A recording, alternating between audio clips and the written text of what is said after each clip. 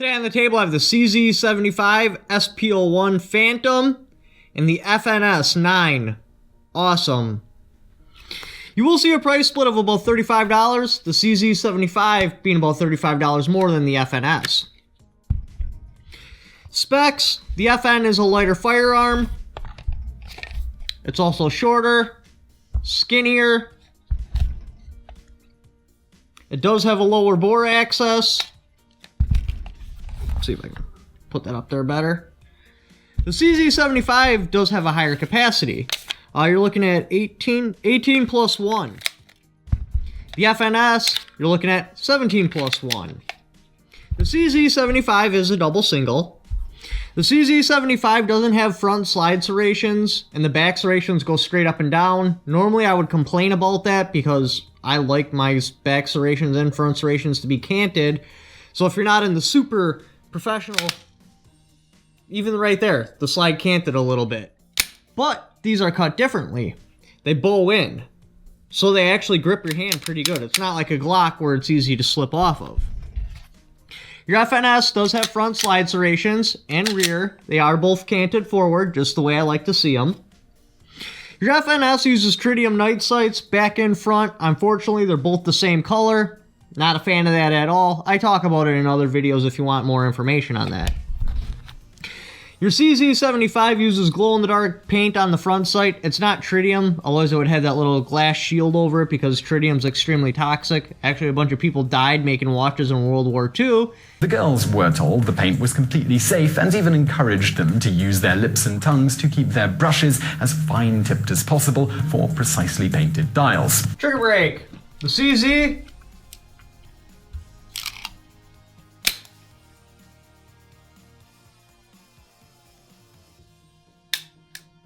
brake's very clean on the single action brake. Double action brake, also very clean. Now, unfortunately the sights on this particular firearm are off. Basically, if I wanted to hit dead center, I'd have to use this back sight. I've never actually ran into a pistol where the sights were legitimately off. Even if I pull it with my left hand, it's still shooting off to the left. And when I plant it firmly on the table, so it's not possible I could be pulling the trigger at all and pull it, it still hits way left. So it's going to be to the left, and this isn't going to be very representative of the trigger brake, but we'll just have to deal with it.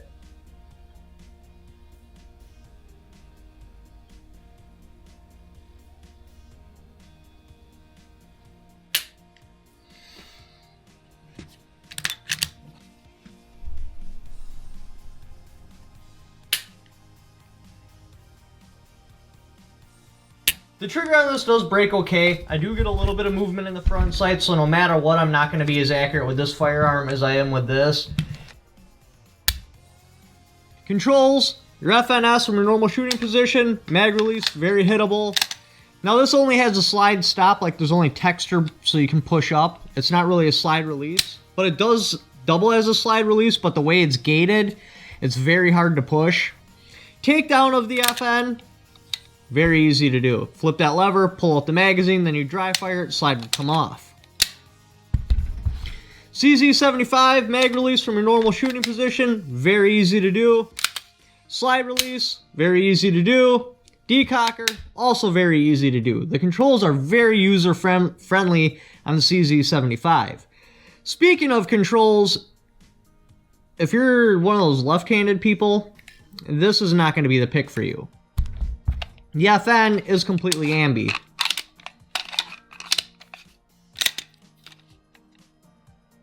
I'm not strong enough. Oh, there we go. So, if you're a left-handed weirdo, the FN will work out.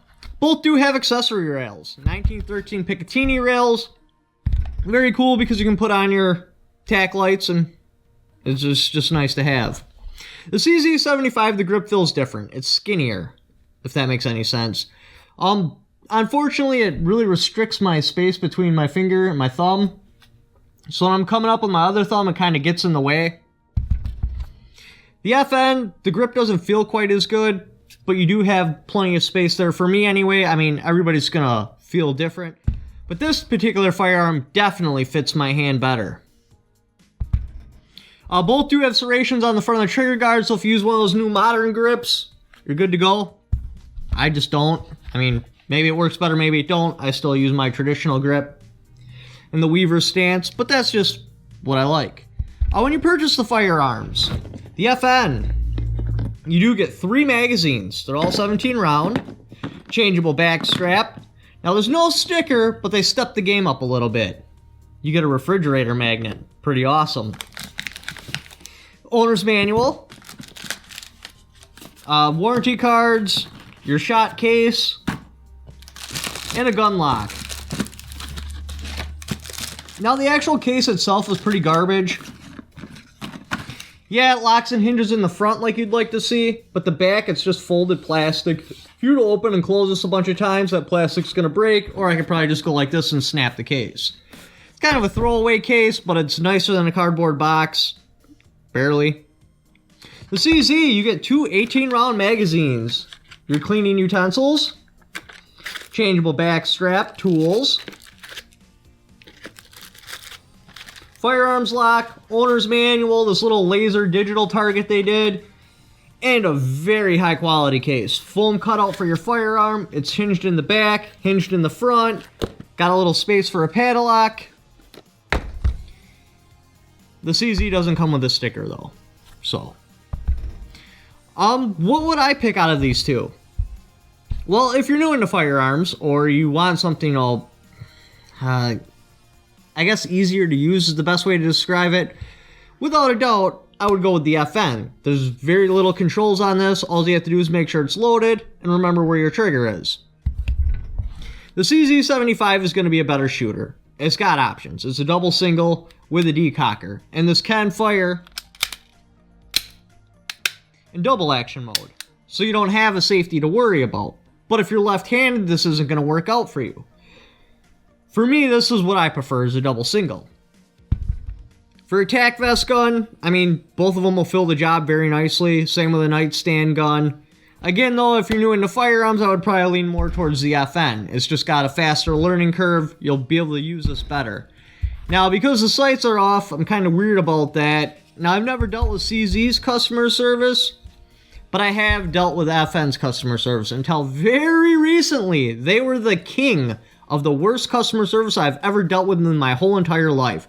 I got so angry with them, I just wanted to, subscribe them to, 2 years of Frontier communication, but I'm pretty sure I got a class action lawsuit going against Frontier, so that's not an option anymore, so maybe something a little less severe, like waterboarding, or defecate in a box and mail it to them. For real, this was the king of worst customer service. You do not get anything for free. If something breaks on your firearm, even if it's a manufacturing problem, you're going to have to pay for shipping there. You're going to have to pay for the part at a super inflated price.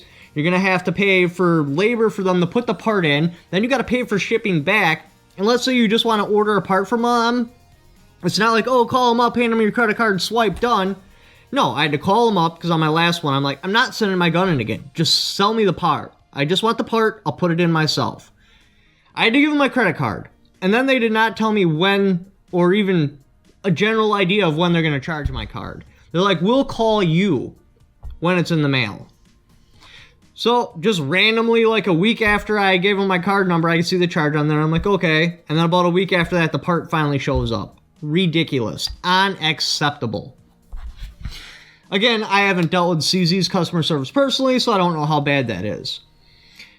So what would I pick out of these two firearms? Me, myself, the CZ for a couple of different reasons. One, it's a double single. Two, the sights have a ledge on it, so you could rack this off your body, which is not possible with the FN because it's ramped up.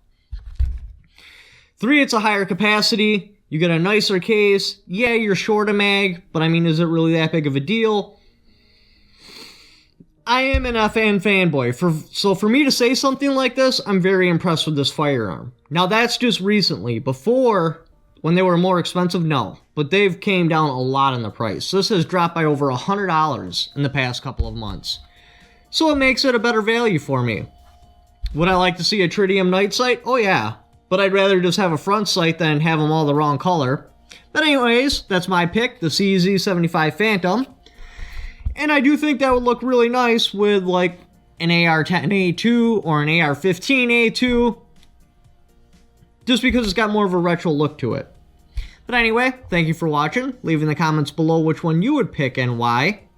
Don't forget to subscribe.